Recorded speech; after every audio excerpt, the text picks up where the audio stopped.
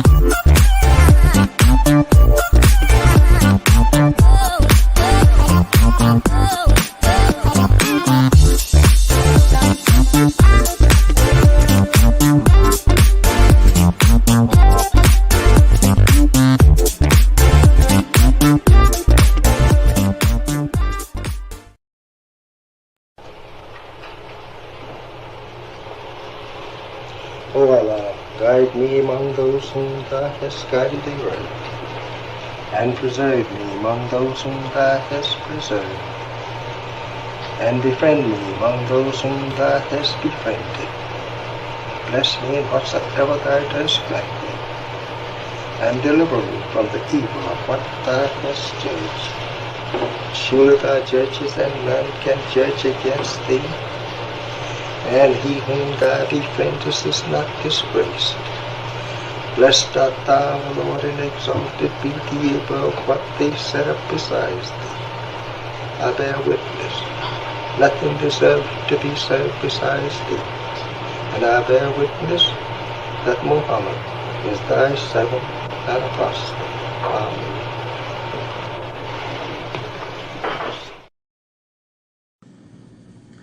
The Honorable Elijah Muhammad, who in my judgment is the master historian,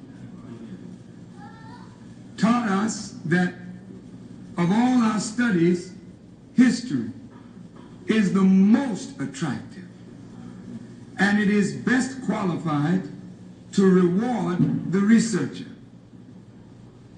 History is most attractive. Why should history be most attractive?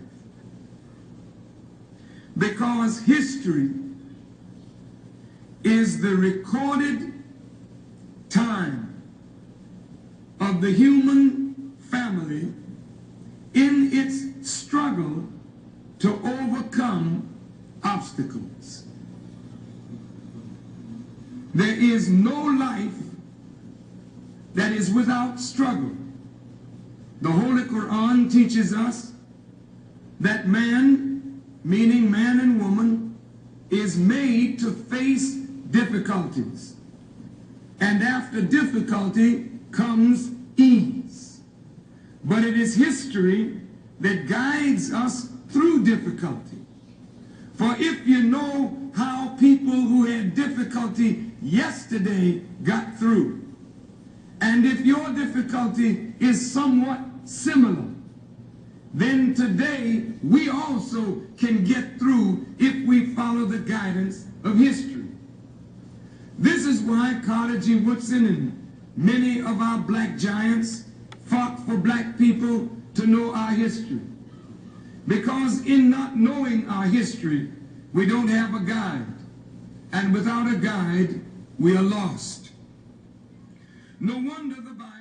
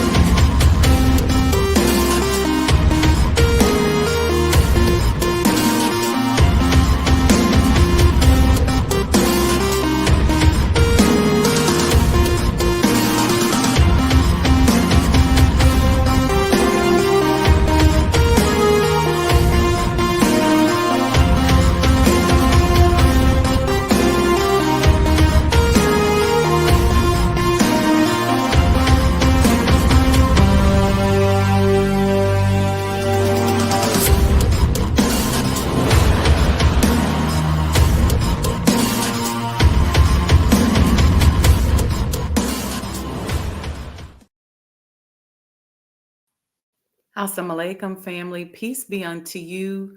Welcome to the Sajdah channel, where we talk about life, love, and business. And our goal is to help marginalized entrepreneurs become conscious entrepreneurs and to give you tools and strategies to help you navigate the world of business. I'm your host, Sajdah Wendy Muhammad, international business and real estate developer. So welcome.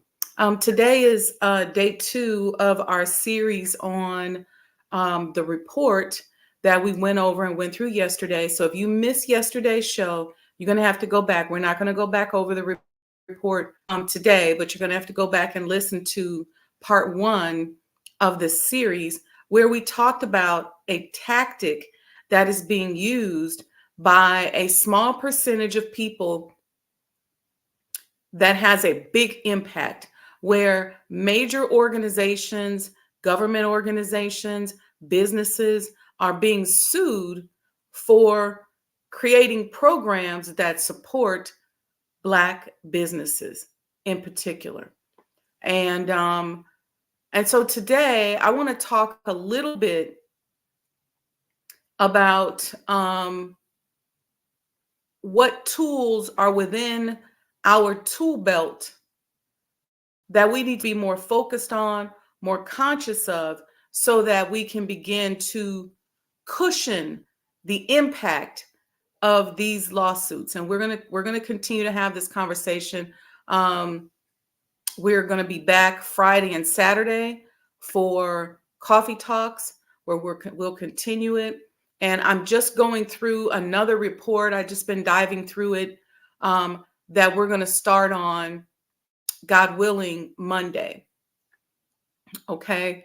But let me begin with this.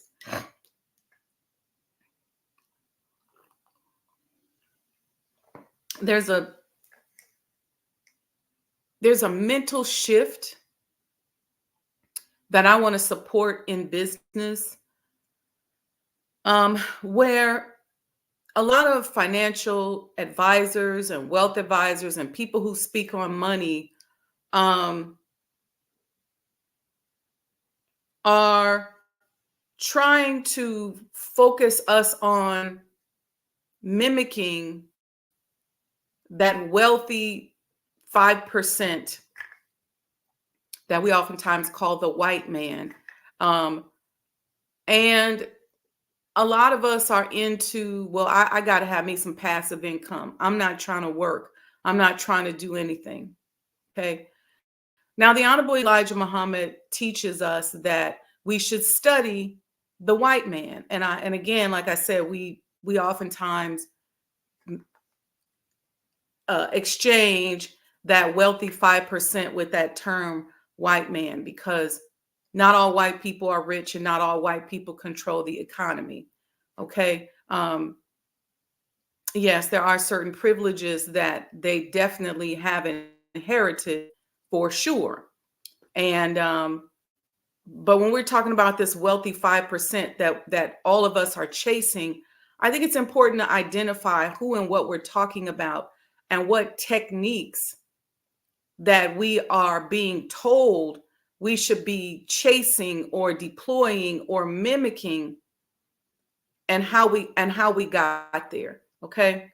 And I'm sorry if this is a little disjointed, because this started coming in as a download this morning when I was brushing my teeth to get ready for today. But first thing, the Honorable Elijah Muhammad told us to study the white man, for he makes no excuses for his failures.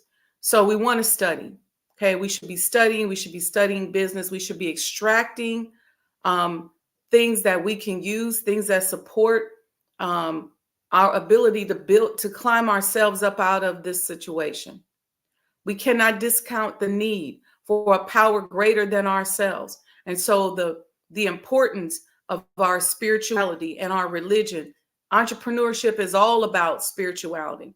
So don't believe that top wealthy 5% are not spiritual and or even religious. They probably are more spiritual and religious than everybody else, than the rest of the 95% of us. Okay. That part. But so the rejection of the teachings of the Honorable Elijah Muhammad on this subject, that it's rooted in Islam, is a grave mistake. Okay? Because you can't talk economics without warfare, and you can't talk economics without spirituality. Okay? And you can't talk economics without God. And if you are, then you're negating the fact that there's a God of the economic system that you are studying and attempting to practice. And we've talked about that here on the show. So when we think this propaganda that has been played in our community, not only just our community, but in the broader, more common community, that we don't have to work, is a mistake. Okay. Has work been redefined? Absolutely. Has the concept of work changed? Yes. But the Honorable Elijah Muhammad again teaches us to work. When you feel sad, work. When you feel tired, work. Work. Meaning that there is an effort. There is a law of the universe that says that there is an effort that is spiritually legal. There's a spiritual legal effort that has to be put into whatever it is that you're looking to extract from the earth. Okay? And then whatever other momentum you get as a result of your work, you can attribute that to a power greater than or outside of yourself. So I see so many lectures and people talking, especially to our community, that you ain't got to work. There's passive income. Go after passive income. So everybody's chasing that fast money, that passive income. I got to get it quick. I got to get it for nothing. I got to get it for as little effort as possible. And so a lot of people in our community are chasing that. Now, passive income is real. Okay, I'm not discounting the fact that passive income is not a real thing and is not a plausible and possible thing, I should say. But a lot of what is negated are the work efforts that went into setting up the passive income. See, there was some work effort at some point that helped set up the possibility for income to become passive. Now, whether you did the work or the person getting the passive income did the work, is left to be said, but there's some work at the root of it. And so when we are in our minds being taught to chase passive income, quick money, fast money, that becomes a big problem. Because see, here's the thing.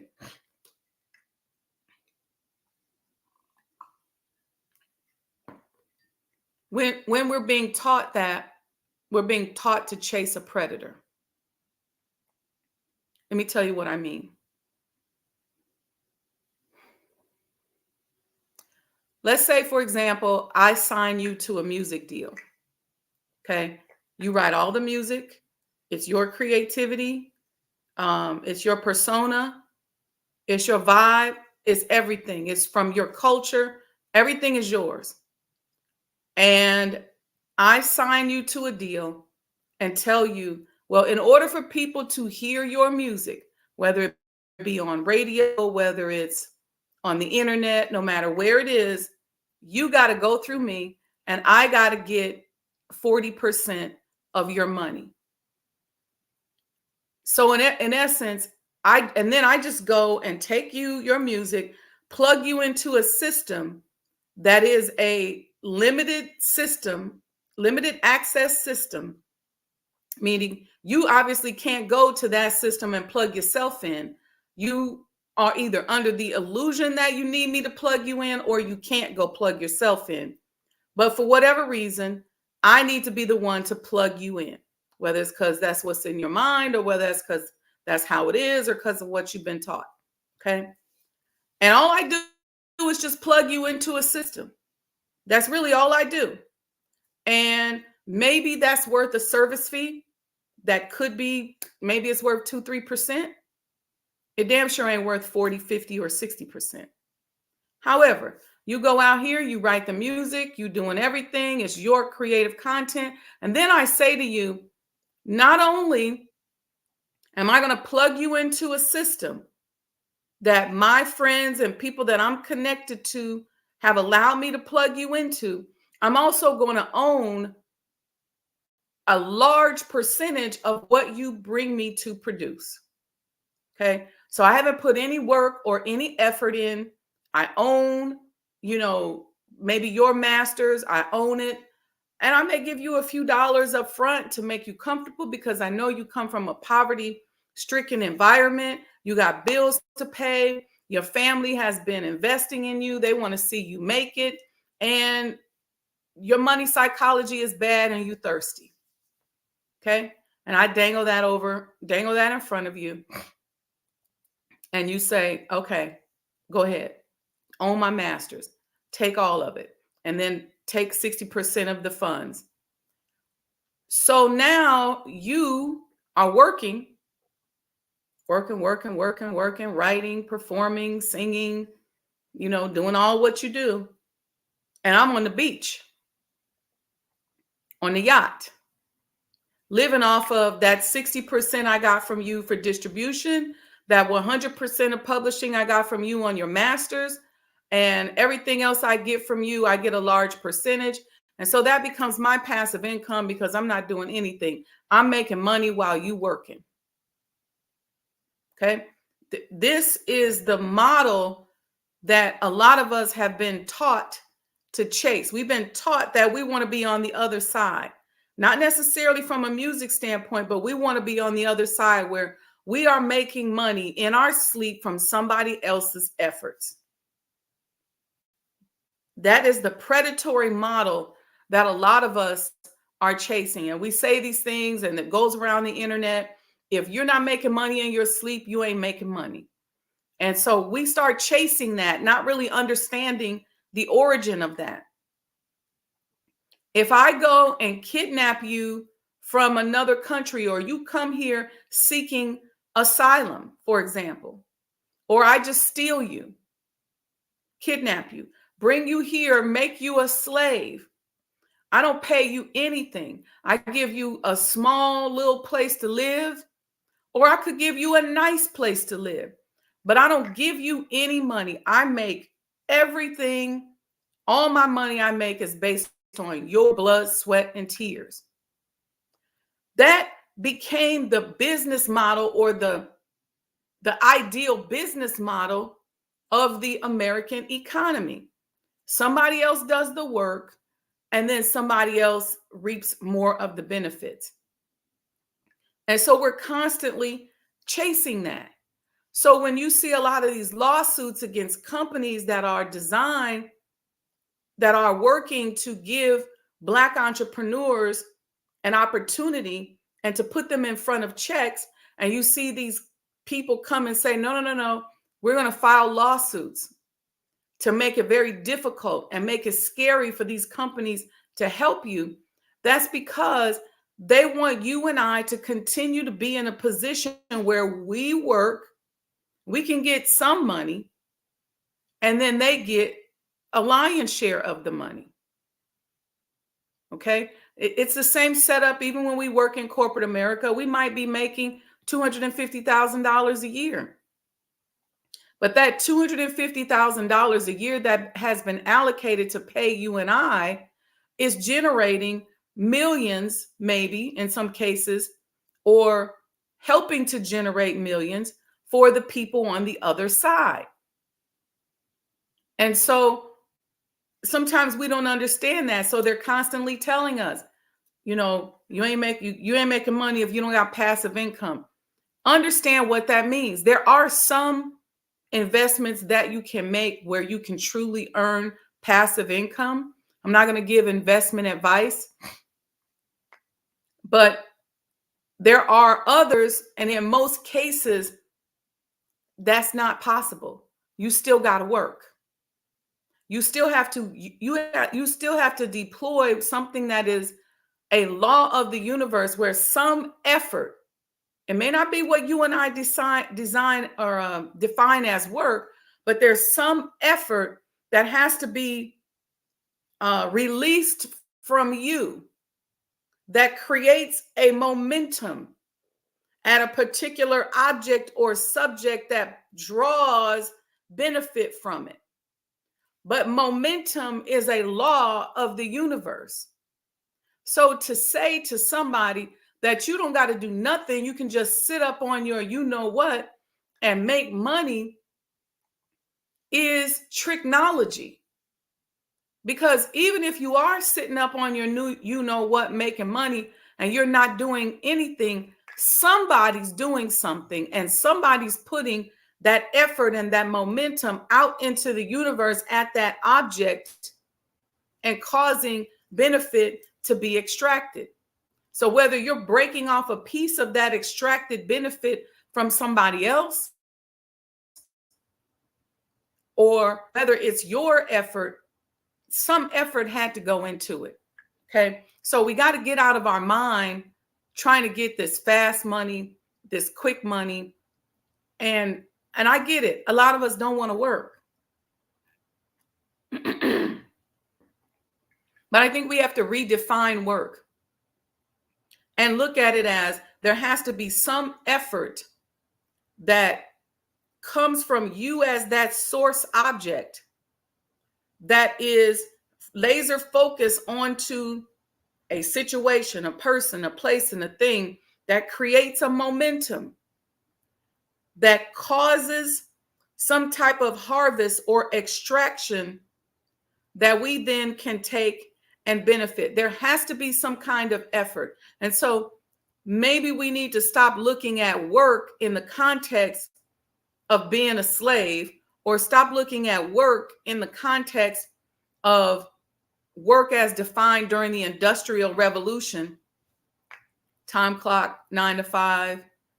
Maybe that has changed, just like work environments have changed. Now, a lot of people work from home. A lot of people use the internet. They just have a computer like this, and this is their little virtual office. So being pliable to those new definitions makes sense, but being rigid to those old ways and antiquated ways of making money is a problem.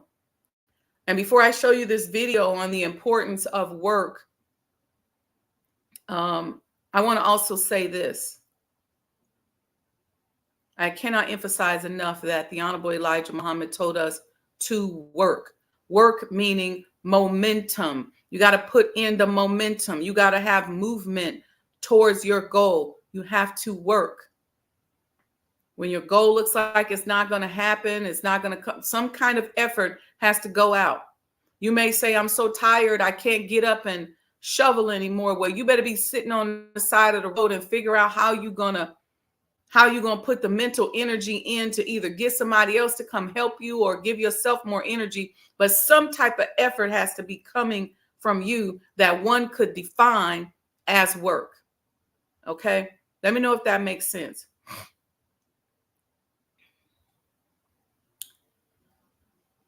You know what? I'm going to go ahead and show the video.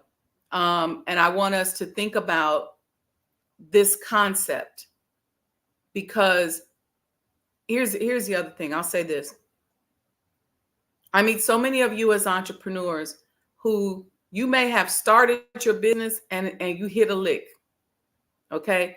You came up with a great idea. You selling something, whether it's coffee, cakes, bicycles, whatever. You came up with something, you're selling it, and it starts jumping off the shelves. But then you don't know what to do when your sales start to level off. You don't know what to do when your competition comes at you and sends in a mercenary and they steal your recipe or steal your formula for success, and then they go and do it, and now your sales are going down. You don't know what to do to reinvent yourself so that your competition has to keep chasing you. See, if they have to keep chasing you because you keep making those customers fall in love with you over and over and over again, then they're in trouble. But what happens to a lot of us as entrepreneurs, we go into business, we get it started, we hit that lick, we start making money. When the revenue starts to fall off, then all of a sudden we don't know what to do.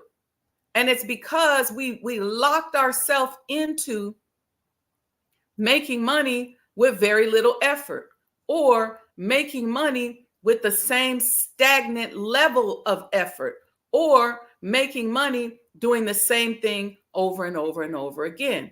But in this type of evolutionary economy, whether it's the evolution of the economy caused by the competition, or if it's simply just caused by the rotation and the evolution of the earth, and things change and people's interests change, we have to begin to continue to work, to continue to put out effort that allows us to magnify our creativity,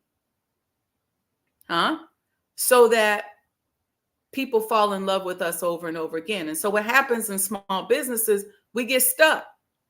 And when we hit that plateau, and then sometimes we fall off the side of the economic mountain, we don't know what to do, because we forget and we abandon our creativity efforts. See, creativity in our community has oftentimes been associated with being poor. I'm going to say it again. I'm going to say it like this. Creativity in our community has oftentimes been associated with struggle. Why? Because throughout our struggles, we are so creative. Every time we go through something as a people, we create a product or service that somebody else is sitting right there and says, "Ooh, thank you. I'll take that." So we create something. It could be something out of trauma. It can be something from drug. It could be anything. And we have become the symbol of creativity. And people outside of us who have learned how to monetize our culture know how to look at us and say, that's interesting. I'll extract that. And so somehow in our subconscious mind, we don't want to keep creating. We don't want to be artists. And you're an artist, whether you're a baker, whatever business owner you are, you're an artist. You hear me say that I'm a business person, but I'm an artist. Business is just my canvas. Well, that's the same for you. And so we get to the point where we don't want to create anymore. We just want the money to flow. I don't want to have to think no more. I don't want to have to invent something else. I don't want to have to come up with something new. Well, if you have that mentality, then you're going to always be behind the 8 ball, because you got to work. You got to put in some level of effort. You got to have your next product, your next service, your next gimmick in the chamber.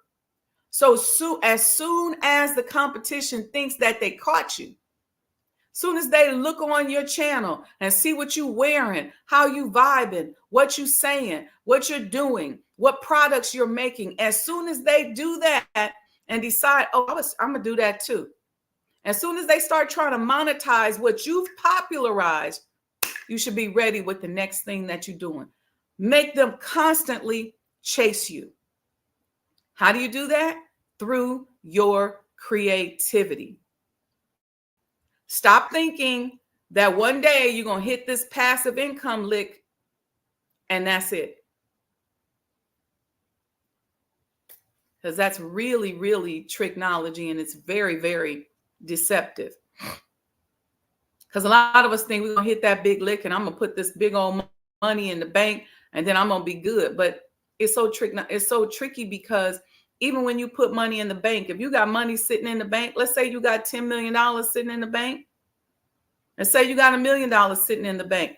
Every day that it's sitting there without momentum, it is losing value and losing money. You realize that? Money only has value when it moves.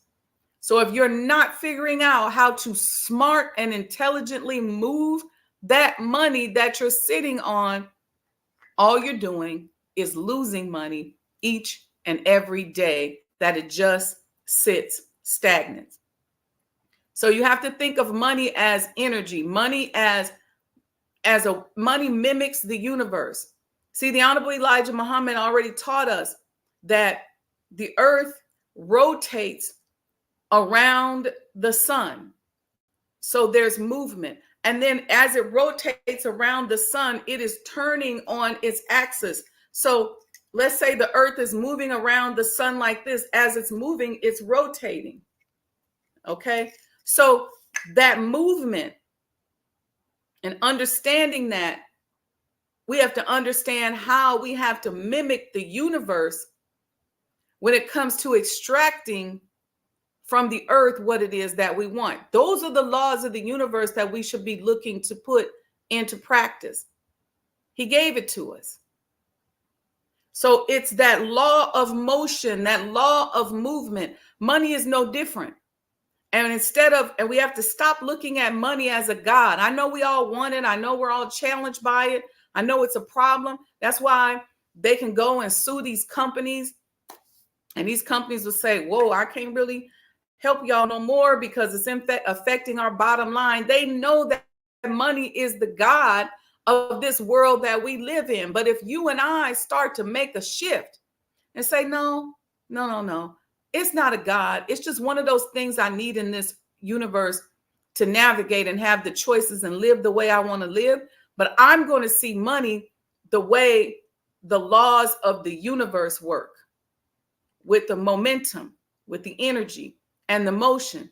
So that means I got to go to work.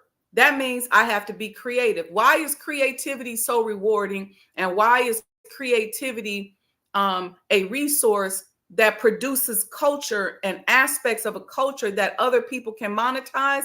Because creativity is mimicking the original God himself.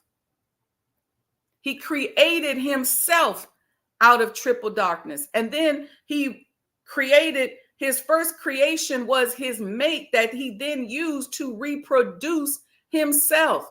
And then he continued to reproduce himself over and over and over and over again. And then all of these created things in this universe that he built became things that he used to sustain himself, to grow, to continue to evolve. It's the same thing for us. It's the same thing for us. You can't just say, I'm going to figure out how to make me some money, so I ain't got to do nothing. You're going to have to do something. Now, whether or not you got to go punch a clock every day, or whether or not you better be sitting up at that computer with your notepad or something, reinventing and drawing. But don't you sit back and think that you won't have to do anything just because you see these wealthy people with the 5% and they appear to be sitting back doing anything. But if you look at the overall law of the universe, they're making money off of somebody putting somewhere. I hope this is making sense. Let's show video, and then I'll be back on the other side of it. It's Mark Cuban talking about business and how he sees business. And let me stop y'all, because I know a lot of times y'all get real judgmental. You don't like people, they say certain things, you got an opinion on them. Look, learn to listen to people and extract the good and leave them with whatever lack or invalidation that they are dealing with. But learn how to create your own platform by finding truth, finding something that's good, finding something that makes sense in something that someone says, regardless of whether you like them or not, regardless of whether or not somebody told you to like them or not, huh? Put that in your platform of knowledge and you keep it moving. Stop validating the lack that is out here in the world by buying into it. We do this all the time, especially it happens with Minister Farrakhan. People say, oh, well, no, I don't listen to him. He's anti-Semitic. He's this or he's that.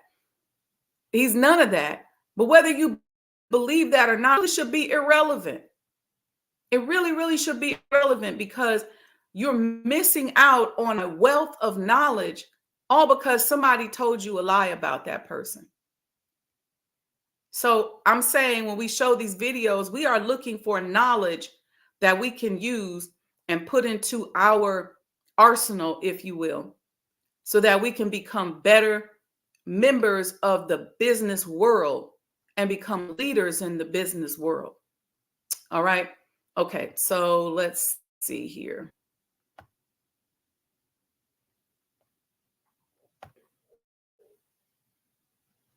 You've got your best chance, because if you don't do it, it does. You know, I have the saying, work like someone's trying to take it all away from you. You know, work, I actually work like someone's spending 24 hours, working 24 hours. Whatever industry you pick, if you outwork everybody, if you try to be a little smarter than everybody, if you try to be a better salesperson than everybody, if you try to be better prepared than everybody, you've got your best chance. Because if you don't do it and somebody else does, you know, I have the saying, work like someone's trying to take it all away from you. You know, work, I actually work like someone's spending 24 hours, working 24 hours to take it all away from you. And that's kind of the way I look at it. What would you say is the number one reason why people fail? Lack of brains, lack of effort. Lack of brains, lack of effort. Yeah, they don't do the work. They don't learn. You know, when you walk in the room, when you start a business and you start to talk about somebody, you're never in a vacuum with no competition. You know, unless you're just extremely lucky. And if there's going to be competition, that means somebody else knows your business as well as you do when you get started. And if you walk into a competitive environment and they still know more about the business than you do and more about your customers, you're going to lose. But most people don't consider that. They don't do the work. They don't learn more about their industry. They don't know even about their business. I mean, and so you've got to put in the effort to know more about your industry than anybody else. And that's the brains part, and that's the effort part as well. Because look, if you're competing with me, you better know what you're doing. Otherwise, I'm going to kick your ass, you know, and not work me. And so, you know, the combination is usually what kills businesses early on more than anything. You could, within a 5-10 minute interview, say this dude's not going to make it as an entrepreneur. Yeah, I mean, I can typically tell, right? I can tell but by their passion. I can tell by their focus. I can tell by their preparation. You know, there's a whole realm of things in any business. Here, you know, here's the business you're in, and here's 1,000 things that influence whether or not you're going to be successful. You know, through my experience in businesses, I can put myself in his position and say, okay, here are 900 of the 1,000 things he has to be aware of, and then go through and ask. And by how many of those are her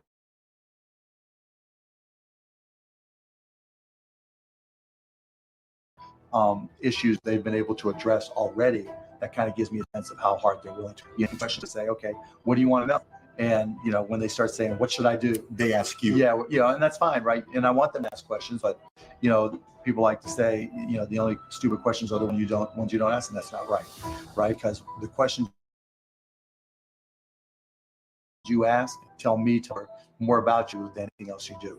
And it tells me about your preparation. Ask me questions about basic things that you should have known, and you should down to a science. That's going to qualify you almost more than anything.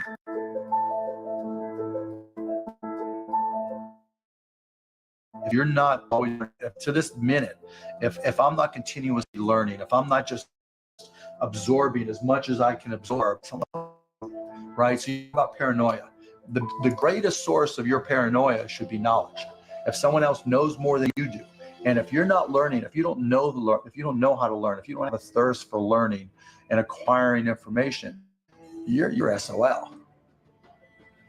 Do you think there needs to be a healthy level of paranoia? Oh, absolutely. There needs to be. Oh, yeah. I mean, Okay. I always say, you know, for every one of my businesses, I said, what would I do to kick my own ass? You right? So whatever business you have, there's somebody trying to put you out of business. So somebody trying to take a bite out of you. But you have to be paranoid. You have to anticipate other people's next moves, and you can't ever, you know, downplay the competition. I was at a business plan competition this morning at a college, and they were kind of being dismissive of the competition, and so you can't ever do that. They'll take you down, and they're not just going to sit still. And if you're good, really, really good, you're going to inspire them to work even harder, faster, better. And so you have to be, you know, very self-aware of what you're good at and what other people are good at. And, you know, a healthy dose of paranoia makes a big difference. I mean, it's very helpful. Let's transition to a different subject with college. Yep. Right now, you got a lot of people that out of school, you know, drop out of school. They're idiots. So you think they're idiots? Idiots. Tell me why. If you're going to have and run a business, if you don't understand accounting, you're already behind the eight ball. Can't you hire a guy that knows how to But run then account? they still have to communicate to you. Your accountant might tell you you're profitable, but your cash is going down, you know, not understanding a breakdown. And when you don't, Do you think you need college to learn that? yeah, I think you do, right? Because it may not, for some people, look, if you're so self-motivated that you can take an online course in accounting and teach yourself everything, you're way ahead of the game anyways. But most people aren't. I don't care if you go to a community college and take accounting and spend 99 bucks for the class. Just, you know, spending the money forces you to be more obligated to do it. But accounting, finance, lesser extent marketing, sales, if the school offers that, these are all that's the language of business. And so while it's possible to teach yourself these things, and while it's possible to hire them in your own company, you don't want to have to spend money hiring an accountant. Well, let me tell you that if you've gone through all these classes, I don't have to hire a lawyer to incorporate, right? You can probably figure out yourself. And so your cost of opening up a business drops. But even more important than all that, that's the blocking and tackling. That's the language of business. You know, the thing I learned at Indiana that was more important than anything else, I learned how to learn. And learning became far more important to me, because the one certainty in business is that it's always going to.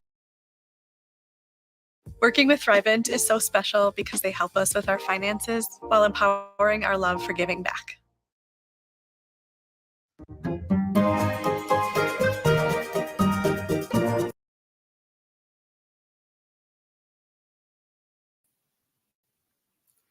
Okay, I was trying to stop the video, but the internet was in a lag. But I wanted you to get the gist of what was being said in that video. And you can always go back and look at it again. But the gist of it is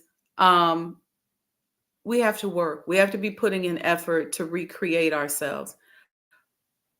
And for us as a people, just because you go into business and you start making money, here's the download. Just because you go into business and you start making money and things start going well, do not abandon your creative process. Don't abandon your secret sauce. How did you create this product, this service that's making you money? How did you create it?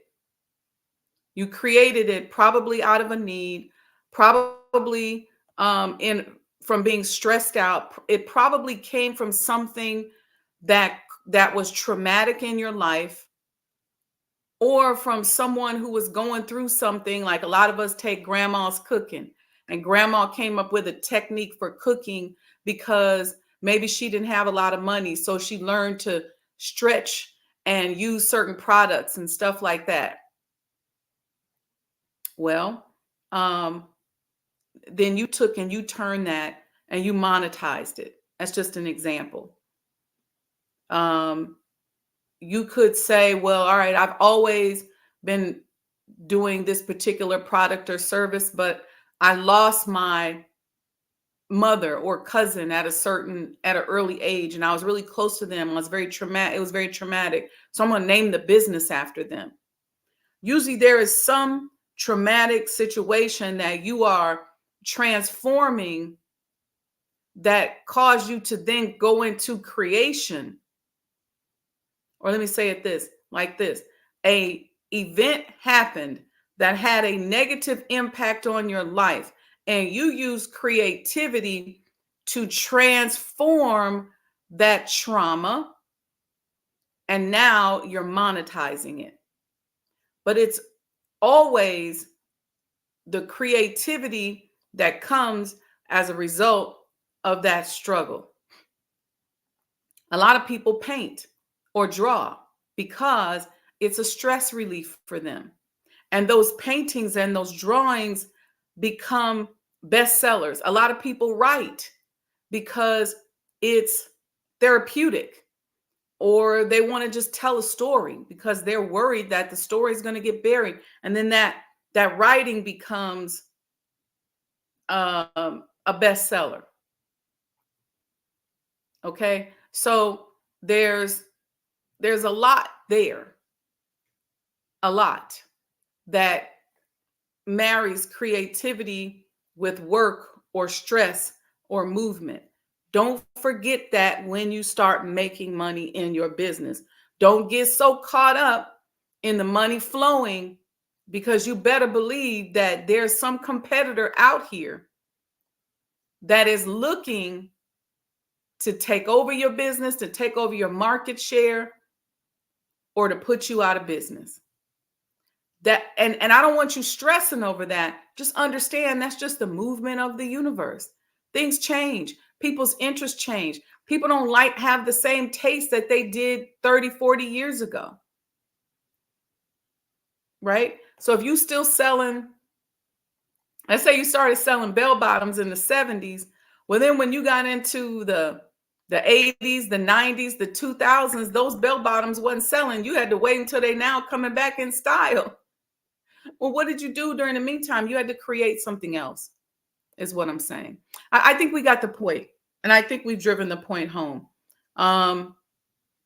Work, creativity, reinventing ourselves, and that does not just apply to products and services. It applies to partnerships, relationships. So some of those same companies that you know were willing to have a DEI program, who now have been sued by those people we talked about in the class yesterday. Then maybe you put together a presentation and find somebody in the company, and you go there and you do a presentation and show them how maybe doing this one-on-one deal with you will still help them to solve the problem that they were looking to address with their DEI program. But because the lawsuits are out there, they can come and work with you on an individual basis. So be creative. If you have a vendor that you are working with and you got that vendor deal, they started offering you your products and services at a certain rate because you were once part of a minority program that they no longer have in place. If that company is in fact truly interested in mitigating the challenges that the DEI program or that vendor supply program was set up to address, then you may be able to have a conversation with certain people and say, hey, we want to do business with you. So how can we be creative and put this together? So be creative with your partnerships. Be creative with, if you're putting a lease together, if you go in and you're getting a brick and mortar space and the space needs fixing up, then there may be some creative things that you can do to tell the landlord, hey, I'll fix the place up. You know, me and my family, we are handy people. We're in the construction business. We'll fix the place up. But once we fix the place up, we're going to need, you know, a 90-day reprieve on rent or something like that. But don't be afraid to be creative. Okay. And look for opportunities with people who are going to work with you and allow that creativity. So if a program no longer exists that you can sign up for and be a part of, because everybody's so afraid of being sued nowadays, then find people and vendors that are willing to be creative. Because it's very difficult to impact one side of the market without impacting the other side. So trust me, there are businesses that are affected by these programs that are being cut out. You just now got to be creative and figure out how do you get in there and find the right people that you can talk to. So just a little bit of work effort, changing up on our part, and we can get around this stuff. Super Sam Clark says, my oldest brother, whom we called Bo Clark, always wanted to stay a construction company. I think he means start a construction company, BC Construction. Well, he passed away from cancer, and I always thought it would be wonderful to start it. Yeah, absolutely. Absolutely. That makes sense. Taking that creativity, right, and tying it with work effort is a really sweet combination. Okay, family. So here's what's up for this week. Tomorrow is Thursday, right? So no lives tomorrow. Nothing tomorrow. I may just show a rerun tomorrow morning. And then Friday morning, we're back live Friday and Saturday with our Coffee Talk series. And then hopefully that'll give me the rest of the week to finish getting through this other report. It's an 80-page report, so it's taking a little bit more time. But so that we can get through that report, I'll start posting about it, and then we'll get going with it. If I get through it, you know, between tonight and tomorrow and feel comfortable, we may start Friday. But stay close, stay tuned, and I'll give you guys more information. All right. So have a wonderful, wonderful Wednesday. What they call is hump day. May Allah bless each and every one of you. I'm wishing each and every one of you more goodness, more love, more peace than you've ever experienced or imagined. And so with that, thank you for listening. Make sure you support. You see the support options that are going across the bottom. I'll say this again. If you guys want to book me for an individual consulting session where you want to get a series of sessions, do it now, because we've got some Sajdah House is about to ramp up. So I'm going to be really busy with the museum. I've got some individual speaking engagements. And so I'll be able to do some of those one-offs where we'll put them into those open slots. But in addition to the museum, I have a couple of other projects that are really starting to ramp up. So if you all are looking for those one-on-one coaching sessions, do it now. Okay. And to accelerate and collapse that timeline, if you go there, book SajdahWendyMuhammad.com, and you buy one session, I'll give you another follow-up session for free. And that's only because I don't see myself being able to do them much. October is going to be iffy, but definitely after October, it's going to be a challenge. Okay. So make sure you support Cash App Sajdah Enterprises, or you can Zelle us, wendy100m@gmail.com. And we're going to come back out and give you more ways. Don't forget that sponsorship opportunities are still available for the Honorable Elijah Muhammad House Museum. And we'll talk a little bit more about that as time moves on. All right. Let's see. Somebody made a comment here. How close is the Sajdah House to being completed? Probably a really short couple of months. That's why I'm saying we're going to be ramping up. We're going to be busy. So I've been silently working like a little bee. We got a few things left to do, and then we'll start hiring and ramping up, getting ready for our grand opening. But it's around the corner. So if you want to book your sessions and stuff, do them now, because I don't anticipate being able to do much once the museum gets open. All right. Assalamu alaikum, family. May Allah bless you. And I'm saying this to all of us. Our people are ready to spend their money with their own. There's no time better than this for 6 or 8 of you to pool your money and look in the community and open up a store to fulfill the needs of our people, and we will support you. It's your time now. That's being a man. Supporting your own people that are in business. Going into business yourself. Think out of the box. What can you create that will put black people to work?